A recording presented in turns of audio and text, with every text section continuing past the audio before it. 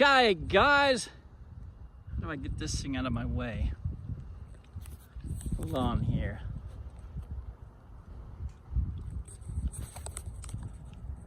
This technology, I don't know what I'm doing. There we go. Okay, man, let's see. I think I'm good with my reception. We will see.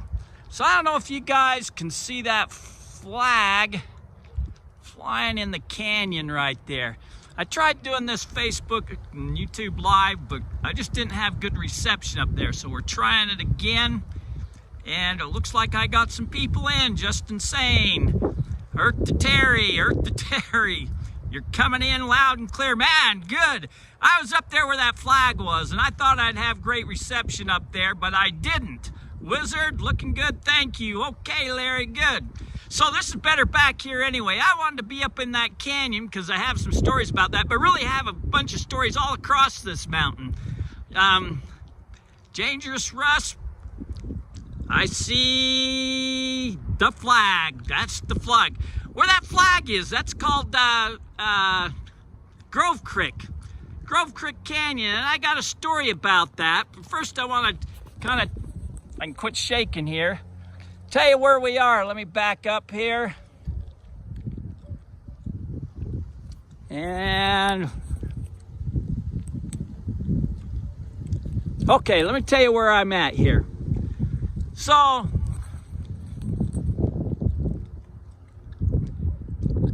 let me find, okay, I'm gonna put it out just a little bit. See the G on the mountain there? That's because we're in Pleasant Grove here. So if you go to the left of the G as you're looking at the G and where the flag is, and it's just there, I guess for Pleasant Grove days that they just had. I'm not sure, but I was reading the thing up there, and man, that flag is one of the largest flags in the world, and it weighs 400 pounds. I can imagine, man, that took a feat to get that flag up there, but there's a lot of people up there, so it's pretty cool up there. So anyways, this mountain up above here, let me see if I can find my finger. This taller mountain right here, the tallest one, that's Mount Timpanogos. And this canyon right here is Battle Creek. And this knoll right there, that's called Baldy. And then the other side of Baldy, and you can't see it from here, is a canyon called Dry Fork. And then you have Provo Canyon. So anyways,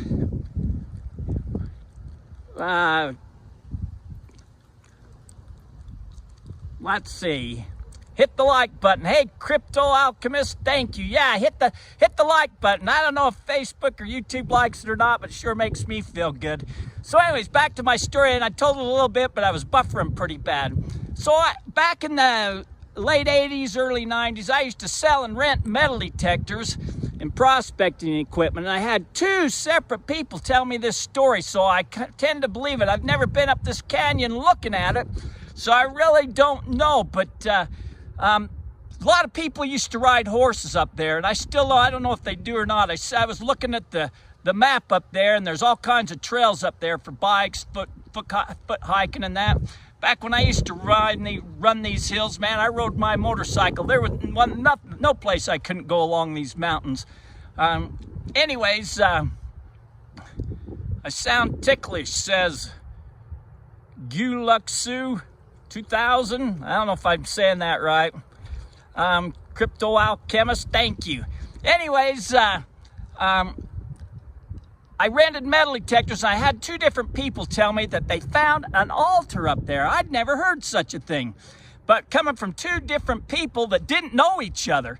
And the first person told me they was riding their horse up there and they found the altar and they wanted to know. They said it was a sacrificial altar. I don't know how they knew that. Like I said, I've never been up there to see it. So how they knew that, I don't know, but that's what they said. And then months later, another couple others come to me and said that they was up there and found a sacrificial altar, and they went over to it and they said that there was an animal, I don't know if it was a gopher or a badger or something, they said was digging underneath it, and it was pushing dirt up for its burrow, for its hole going underneath that rock under that altar. pushing dirt out, and I pushed up a Spanish coin, an old Spanish coin. And I thought that was pretty cool. I'd never really heard of anything like that. But let's go over to this mountain Baldy right here.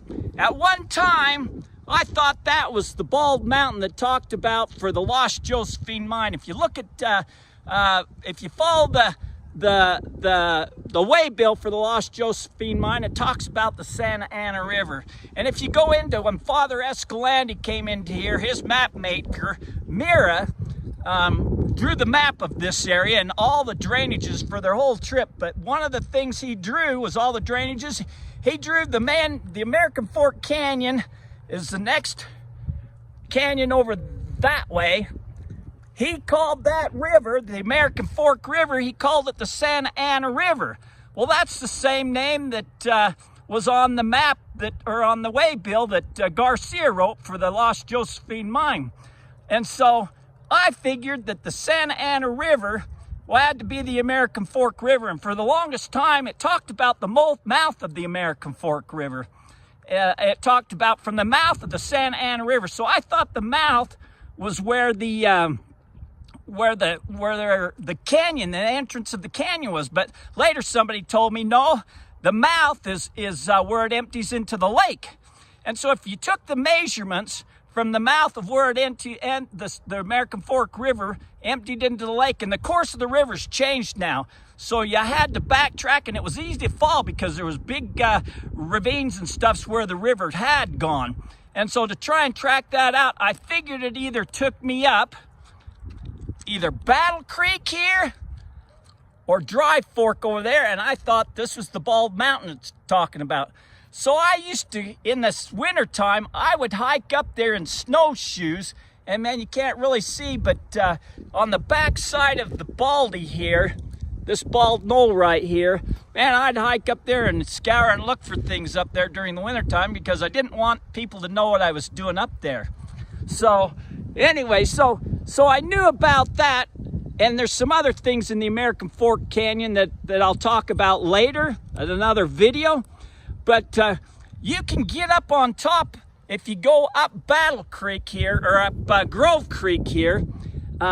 There's a flat valley where the G is here. If you go up over the top of this and go in between, there's a little swell and a flat valley, and between this top of this mountain and the top of Timpanogos Mountain there's a little valley up there, and it's called Mahogany. Well, I would get up there from the Timpanuki Camp Trail. You can drive up there, or used to could. I don't know if you still can anymore or not. So I'd get up there and try and drive all the way over here to Baldy and get over and track and see if I could find things with the Lost Josephine. That's where I thought it was. No, this isn't Tyler Jeffers. This isn't Little Rock. This is Battle Creek here and Grove Creek. We're in Pleasant Grove, and there's the G on the mountain, so you can tell where we are when you're driving through. You can see this G on the mountain. Anyways, I used to go up on that Mahogany up there, and there's some rock slides up there that has some faint petroglyphs in them. I mean, they are old and they're faint, but when the sun hits them just right, man, you can see them petroglyphs. Well, I thought there might be something in that rock slide, so I found an area I thought there was something in, so I started digging down, and cold air started coming out. And the farther I got down, the more cold air came out of this rock slide. So I don't know if from the rock slide, if air was hitting it from up above and coming up through, but I know it was. Avy Adams says, much better signal, thanks. So I know that it was coming from deep down. For it to have that cold air coming out like that, it has to be some kind of a tunnel system or something deep down underneath there, you know. But if you're up there up on Mahogany, and I know I'm shaking bad, if you're up there on Mahogany, at the right time of the year, you can see the teepee rings of where the Indians used to camp. What they do, they set up their teepees there, and when it'd rain and stuff, the fat would drip off their hides that they had wrapped around the teepees there, and the fat would drip down onto the ground, and it leaves what's called a teepee ring, and you can see a bunch of teepee rings. So the Indians used to camp up there in Mahogany, and that was part of the clues to the Lost Josephine mine. Also, there was an Indian encampment near there, and so that's why I thought that the Lost Josephine mine had to be either near this. I didn't know if it was in Big Baldy here or around the corner from here. That way, there's a little knoll called Little Baldy. I figured it had to be one of the two of them. That's when I met June Blythe, because I was writing. I had a website back then called the Treasure Hunter's Hideout, and I was writing an article why the Lost Josephine mine couldn't be on Hoyt Peak. You know, and I was basing that all off of Mira's maps, calling that the Santa Ana River is the American Fork River. And that's when June Blythe contacted me. And he got with me and took me up there and explained why I was wrong and why the Lost Josephine mine is up on Hoyt Peak. Well, I never did follow it up after that because I figured June was a lot smarter than me. And, you know, he made some good arguments. And so I never followed it up after that. And back then I started getting involved with Brewer's Cave and things like that. So anyways, let's see. R.A.E. Ray. Terry, did you ever make it to the Giant Stone Chairs site? You're talking about Darrell Lane's Giant Stone Chairs. That's up on, that's in the Mojave Desert. And they've turned that area where it's at into wilderness area. And it's to get to there, you got to back in for a day, set up camp, and then pack in again. And you got to deposit water along the way because it gets so hot there and that. And so we made an attempt one time with Darrell, and we didn't make it. Man, it was, I'm just getting too old to do that. So back when Darrell went with those people, they could drive pretty close to it, but since they made it a wilderness area, you can't get there anymore. So, anyways, so, that's the story of this canyon, you know. Why is there oh, I got one more story about this canyon. So Kent Gurney, and he's passed away now, and I don't remember if he told me, and he told me this in the 80s, and I don't remember if he told me he was one of the scouts or he knew one of the scouts or something like that. But old man Hutchkins was the scoutmaster for a group of boys in Lehigh. And he owned the Hutchkins Museum, and he was an explorer. He's the guy that uncovered the giants in the Utah Lake in them cement-type capped structures when the lake went down. Man, you go to his museum, and it was filled with all kinds of artifacts. He's the one that helped discover Timpanogos Cave and things like that. Well, he was taking a bunch of scouts up there. I guess they was hiking up this canyon. They was going to go up on Mahogany, camp up there. Well, they got caught in a thunderstorm. And so there was another scoutmaster there, and old man Hutchins, I think it was John Hutchins, he said, wait right here. So he went, and then he came back a little bit later, and he took the boys and the other guys where he moved some rocks, some brush, and things like that, and got them into a cave up there that was filled with all kinds of Indian artifacts. Now, I didn't really know about the giants when Kent told me this story. I don't know if maybe it had to deal with giants or if it was just regular Indians. But you know, there were the Indians in here with the teepee rings up on Mahogany there and that. So, and then, let's see, I got some more, yeah. A.V. Adams, young people need to listen to the old ones, and both will prosper. So, man, if you guys don't know who A.V. Adams is, check out his YouTube channel. If you're from the New Mexico area, you really want to check out his YouTube channel because he got a lot of great information, A.V. Adams. So, anyways, if you travel over this way farther, is American Fork Canyon. And maybe I just well do it now.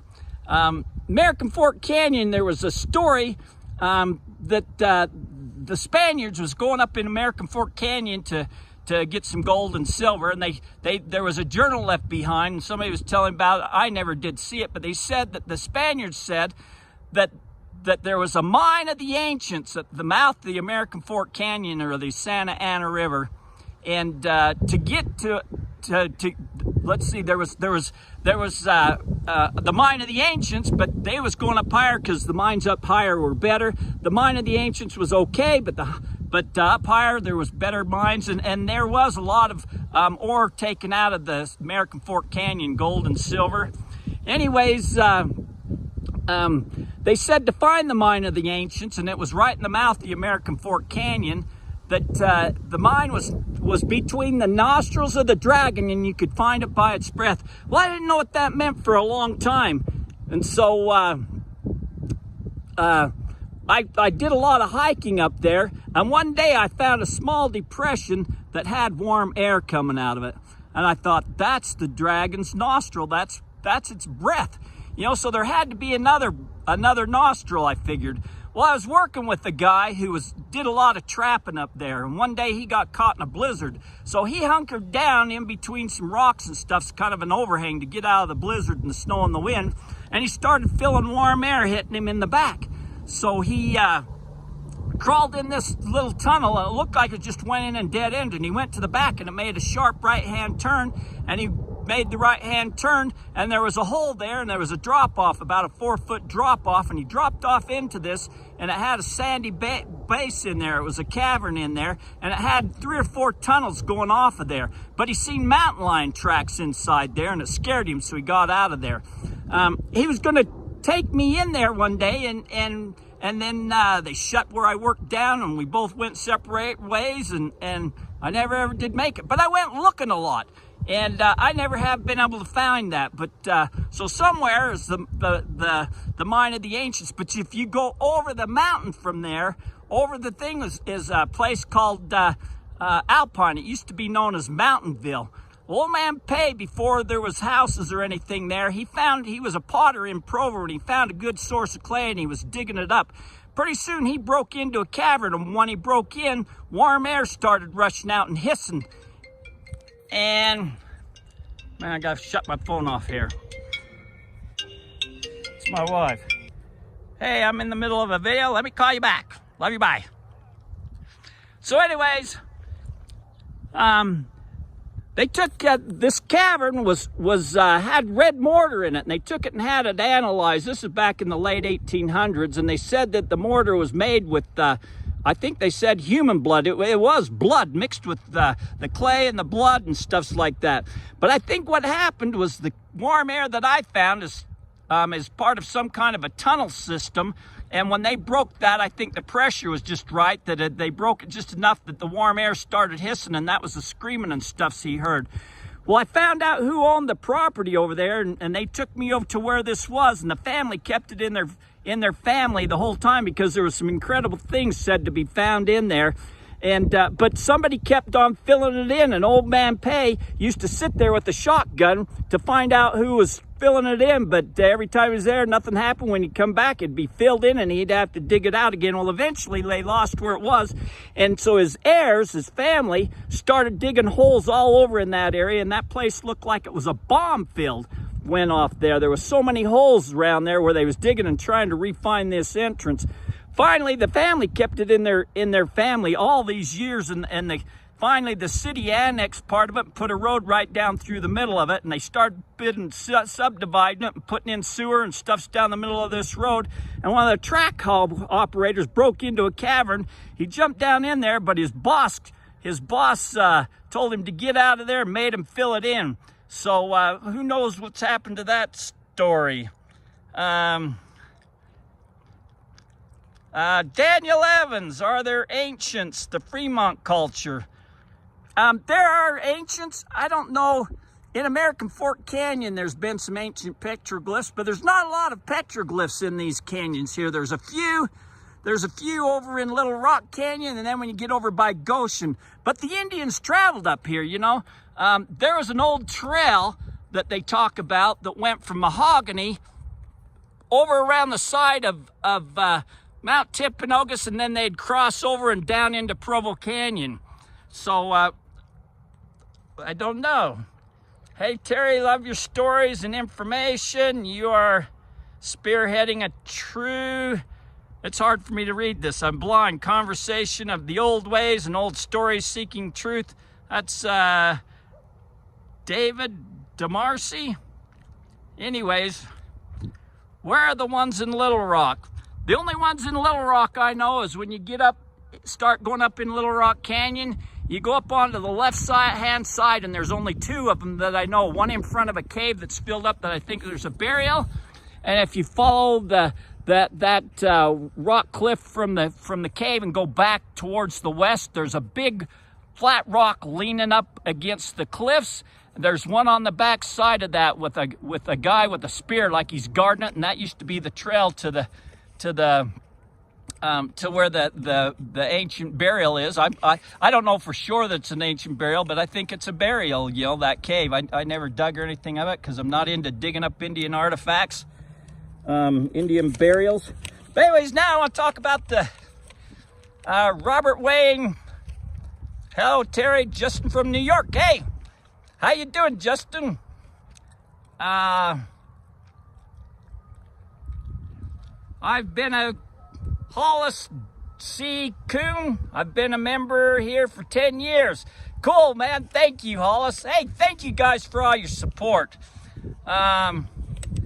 I want to talk a little bit about the Moon Lake Gather we got coming up now, man, because this year's going to be legendary with all the people we got coming in. And we got so much stuff going on.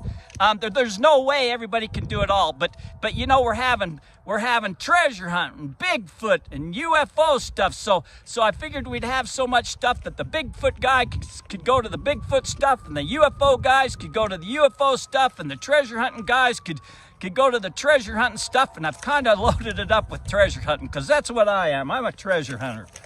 So for our main speakers, and this is at the Duchesne Event Center in Duchesne, Utah, and we got a bargain deal for this, you know, and we keep this thing free for everybody. You know, it costs us money, but for everybody, man, it's free. But if you want to give a donation, man, we'd gladly take donations to help pay for this because it does cost us money. But if you can't afford a donation, don't worry about it. Just come and have a great time because there's going to be people there from all across the country. So we got a good time. First off, Fisher Metal Detectors is coming. They're kind of doing a little bit of sponsoring for us. I tried to get a major manufacturer come because I wanted people to learn if they didn't know how to do metal detecting. I wanted them to learn from the pros, the experts. And so Fisher Metal Detectors, the company, they've stepped up to the plate, and they says, yeah, we'll come and help and support you and show people how to use metal detectors. I don't know if a major manufacturer has ever been to Utah before, but we got the Fisher Metal Detecting Company that's coming to Utah to help show those that don't know how to use metal detectors and show all about it. If you do, and you just want some tips and tricks, man, their experts will be there. So that's good. And then they've got one of their dealers will be there. I should know his name. Robert Crow, that's right. Robert Crow will be there, and so he'll be able to answer any questions and things like that. But the main thing is just get him to show you how to use a metal detector, how to find things if you don't know. So with our main speakers, we're going to have main speakers and breakouts. It's August 14th, 15th, and 16th, 2025. With our main speakers, we got Wayne May. Wayne May, man, is a wealth of information. He owns the Ancient American magazine. He's been dealing with out-of-place archaeology, like the giants, the things that have been found in some of these mounds. And because of the people that came to him and the articles he wrote, man, he started having a lot of the Indian tribes come to him and tell him all kinds of fascinating stories, fascinating histories that we say, that our archaeologists and that say, man, never did happen. You know, these guys are just telling a fanciful history. But these guys, man, they committed their oral history to being repeated over and over, that it wasn't forgotten, but we don't want to believe that. So anyways, A.V. Adams Fisher is a 10th Texas company. Yes, they are. Let's see, Brian Tucker, howdy, from Southern Illinois. Hey, how you doing? If you're from Southern Illinois, you guys got some interesting ancient stuffs there, and I'm sure maybe Wayne will be talking about it. I think you guys do got stuffs there in Illinois. You got Cahokia and things like that.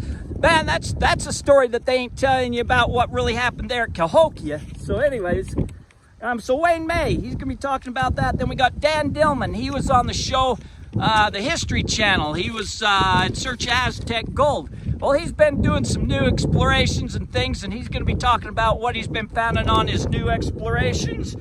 And we got Lon Childs Truott and Dan Dillman. They're going to do a duo there. Talk about Three Lakes. And Three Lakes is an interesting area. It's a story about what happened there. The people thought that as Montezuma's treasure was there and the curses that really went on there. People ended up dying there. People ended up having heart attacks there that just had no business. There was a lot of strange things went there, and they're going to be talking about that. Warren Gettler hooked up with Bob Brewer. He was an investigative journalist, worked for Wall Street Journal, Bloomberg Report, and all them other major things. He was a major investigator and interviewed presidents of the United States, did articles on them. He's no slouch for an investigative reporter. Well, he hooked up with Bob Brewer and learned about the KGC, Knights of the Golden Circle, and together him and Bob Brewer wrote a book called Rebel Gold. Anyway, he's going to be there and talking about some of the things that he's been working on and sharing some of the proof of the Knights of the Golden Circle, and talking about when the FBI came and cut the Paradas. He was there trying to help the Paradas. The FBI snuck in and they was teamed up with the FBI, and the FBI pulled a sneaky on them and came in and got all the gold and covered it up and left them high and dry. Dustin Eccleston, he's the Utah MUFON director for the UFO stuff. So we got a lot of strange things going on with UFOs. Where we're at in Duchesne, where our event is, we're not that far from Skinwalker Ranch. We're not that far from Blind Frog Ranches. And where I do a lot of my treasure hunting is in the Uinta Mountains there, looking for the Spanish treasure. And I haven't seen it, but a lot of people there in the UNS see a lot of strange things, a lot of UFO stuff. There's a lot of crazy stories, a lot of portal stuff. There's a lot of crazy stories, a lot of Bigfoot stuff. There's a lot of crazy stories. I've never seen anything, but and that's really not my forte. I want to stay right away from Bigfoot and UFOs. I want to deal with the Spanish gold bars and the things that really can't hurt me. I'm not into. But anyways, you can be talking about that. Robert Kreider, he's a Bigfoot guy, but really before he was a Bigfoot guy, he was a treasure hunter. He's going to be talking about Bigfoot. He uncovered the evidence of Bigfoot. He did a study for a major university, got them all the samples they needed, and it mysteriously got lost by the bigwigs. Is supposed to be in charge of the head of the Bigfoot research stuff. So there's a major court case going on, man. They was going to bring charges against the university for funding a mythological creature, and charges was going to be brought up on him, and Kreider had to go in there and show the congressman and the people in charge of shutting this stuff down, had to show them that, hey, this isn't a mythological thing, and let's go to court and let's put this Bigfoot thing under court and let's see what really is real. And then they changed their minds in a hurry. So he only got into Bigfoot because he started finding them when he was treasure hunting. But Robert Kreider has developed a new type of technology that goes on to metal detectors, and he's going to be there and demonstrating that, and he's going to be talking about when he uncovered a major Spanish treasure site. He uncovered a lot of Spanish treasure art or mining implements that was from the 1600s that there is, and he's got the largest collection that there is. There is none of these things really around. He uncovered the largest collection, and he's going to be bringing some of them artifacts. And the only place you can really see these things now is just in the pictures of De Re Metallica. If you guys know what De Re Metallica is, it's kind of the Spanish mining Bible that was created in the 1500s.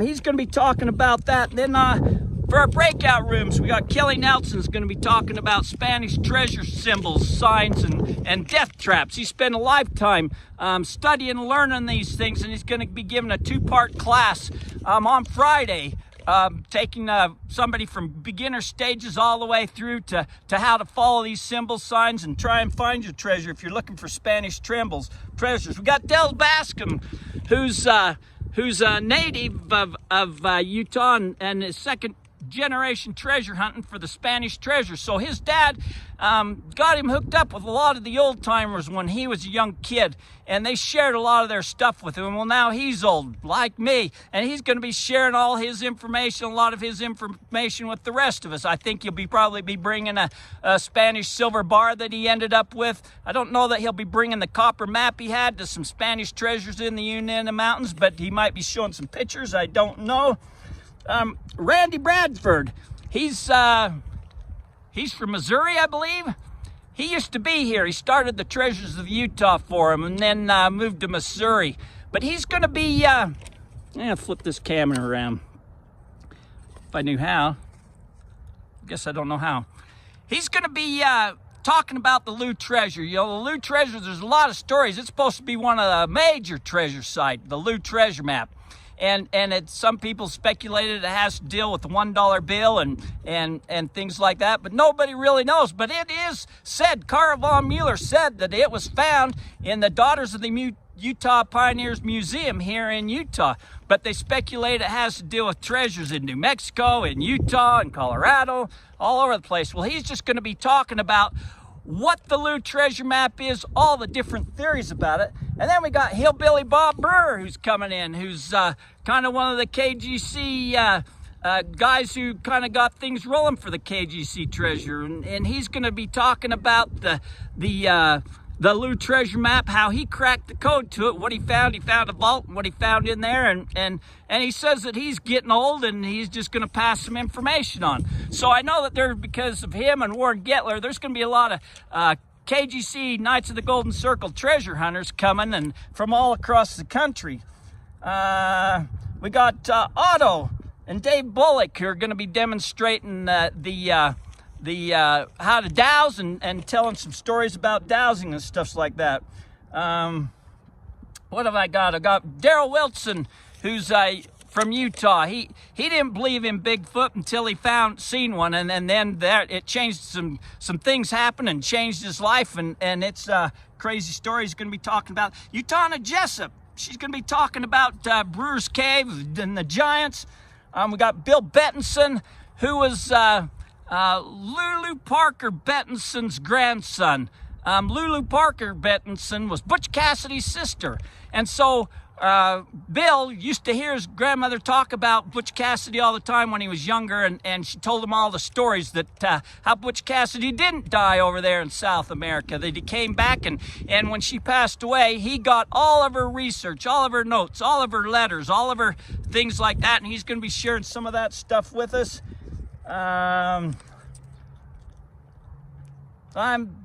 I'm sure there's some few other things that I'm forgetting here. But anyway, that's basically what we got happening for the Moon Lake Gathering. It starts Thursday night, August 14th. It'll be just kind of a meet and greet and an open mic. And then the real thing starts Friday, all day Friday and all day Saturday. So that's all I got about there. Crypto Alchemist was big, weird, like supernatural. I don't really know that much about Bigfoot. I didn't even believe Bigfoot was real until I started doing some deductive reasoning, and now I think there's a real possibility of it. Some people think that it is supernatural. It can travel through portals or dimensional in time. I don't really know. Rocky Mountain Prospector, Brad Hayden. Hey, Terry, how you doing? Mr. Duffy, how you doing? He says he loves me, and I love you, Mr. Duffy. I met Mr. Duffy in Denver, Colorado. So it was great to meet you in person, Duffy. And A.V. Adams. Utana has a very polished presentation. She does, A.V. Adams. And Michael Farsick. So Michael Farsick, figuring out this live top chat to actually be in real time is confusing. Hey, it's confusing to me, Michael, but hey, Michael's come to our event. Michael spent a lot of time in the Uinta Mountains there by Moon Lake. Him and his family are expert dowsers. They found some incredible things, and Michael Farsick is is a world of information for dowsing and mining and things like that. And Michael, I hope you make it this year because, you know, it'll be great to get another side to dowsing because Michael's got some great examples, some great, he built his own dowsing rods, which is incredible. And anyways, I hope you make it, Michael. Okay. Larry says, Terry, you're awesome. Thank you. I'm not awesome. It's just the people I know like you guys that are awesome. Crypto alchemist. Sasquatch is more like a natural beast. It hunts. It's territorial. And the screech owl cry that they make. I just lost what you said. James Stevens, the treasure of the golden lamppost. I don't know anything about the treasure of the golden lamppost. Is that like a KGC treasure story or something? If so, I really don't know anything about that. Ray, okay, thanks, crypto alchemist. Rocky Mountain Prospector says he'll be there. All right, we'll see you there. Maria Walker, one day I'm gonna get there. Well, I'll try and film some of it, Maria Walker. I'll try and film some of it so you guys can see some of it. There's just no way that I can film it all. And the reason I say that is that there are so many stories that goes on behind the scenes, you know. And I tell people, man, go up and talk to people, introduce yourself. But if you're shy, you don't want to really talk to anybody. If you see 2, 3, 4 people standing around in a circle, just kind of go up there and listen and eavesdrops, and you'll hear some of the most incredible stories that you won't see in books, stories that you won't hear any other way, you know. So, Crypto Alchemist, Terry, we really need to do an interview together. Good sir, so much to share with each other. Hey, man, Crypto, I'd like to give me an email, write me an email. And I get so many emails and texts that I'm terrible. So just keep on emailing me till I get it. But it's Hunters, Hunters, HDT@gmail.com. So I think I had something else to say, but I can't remember what. So Maria Walker, I'm the best. Thank you, Maria. I'm not, but thank you. That makes me feel good. Wish I could turn this camera around. I wonder if this does it. Man.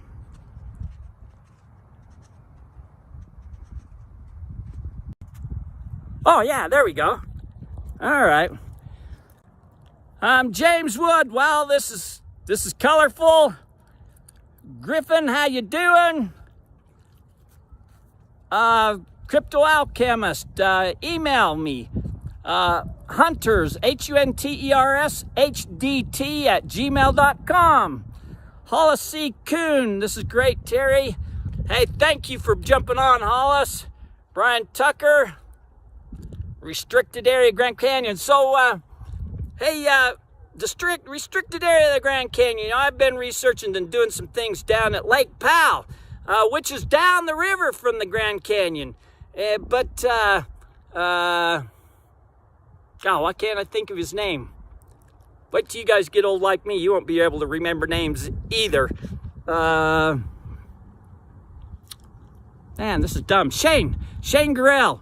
Shane Garrell says that he loaded up his paraglider and flew down the Grand Canyon and then got in trouble. He didn't know he was supposed to do it, but he says he's seen some incredible things. He also says he flew around the Superstition Mountains. He's not going to be one of our speakers, but he's going to be there. So if you're there, hit me up and I'll introduce you to Shane Garrell, and he can tell you what he's seen as he was flying around the Grand Canyon. You know, I've had a lot of people tell me, you know, he's full of BS, you know. And I don't know, you know, I listen to people, I listen to their stories, and I got to figure out for myself. I said, do I believe that they believe their story? I believe Shane believes his story, you know. So, you know, you talk to him and you find out for yourself. But when he tells his story, I think he believes it. So, we'll just leave it at that. Crypto Alchemist, Lake Powell is something else. Lake Powell, man, it's cool, and I wish the water hadn't dropped at Lake Powell. It'd be easier for me to find these Egyptian hieroglyphs are down at Lake Powell. Maria Walker says, cool, A.V. Adams. Let me tell you, A.V. Adams is a wealth of knowledge. And like I said before, you should follow his YouTube channel. I think it's called A.V. Adams. But man, he's a brilliant guy. Not only is he into building his own technical equipment, but he's also kind of a geologist and found some incredible things. So, you guys ought to follow A.V. Adams. James Wood, roamed and quartered in a size conform. I don't know. Crypto Alchemist says he believes in his experience and he believes in his research. Hey, I'd like to hear that, Crypto Alchemist. Email me. Let's get together and let's do something. With that said, unless anybody's got any other questions or comments, man, I think I'm about done for today. Maria Walker says, wow, that's cool. Thanks, A.V. Adam. I already read that, I think. James Wood, show compatibility to what? I'm not sure what you're talking about, James Wood. Dennis Epson, how you doing? Ranch Shay, Curse of Oak Island is a scam. Hey, I don't know what's going on with the Curse of Oak Island, but I know that treasure story is real. Whether it was already recovered back in the 1700s or 1800s, I don't know that, but I know the story. The kids finding it, that's a real story. So I don't know what's going on with the Curse of Oak Island. Have no idea. A.V. Adams. Maria Walker, got to watch Terry's vid, needs to be refound. Well, thank you. Thank you, A.V. Adams. Randy Shea, that show has been on for 20 years. I can't believe it's been on for 20 years. You're right, man. Time goes by fast. I can't believe that it's almost August, I can't. June just started and I blinked my eyes, it was gone, and now July's about over. So, yeah. So with that said, I think I'm about done here. Man, I appreciate all you guys, and thank you for all the likes, the comments, and the following, and all that, and just know that I appreciate you. And A.V. Adams says soon, I hope A.V. Adams, you make it out to the Moon Lake Gathering this year. Lone Star Savage, Terry, super awesome to see the work you put in. I put in a lot of work, but my work is just interviewing all those people that's done all the work. So, it's not really me. It's all the people that I've met. And there's some fantastic people. So, Terry, you are a legend. I'll be in touch shortly. Be in touch. I'm not a legend, man. Maybe in my own mind. Everybody I know that is a legend. So, and because of them, that's my claim to fame, is just I know a lot of great people with a lot of great information. So with that said, I'm going to wrap this thing up, and you guys have a great day, and that's a wrap. If I can figure out to turn this off.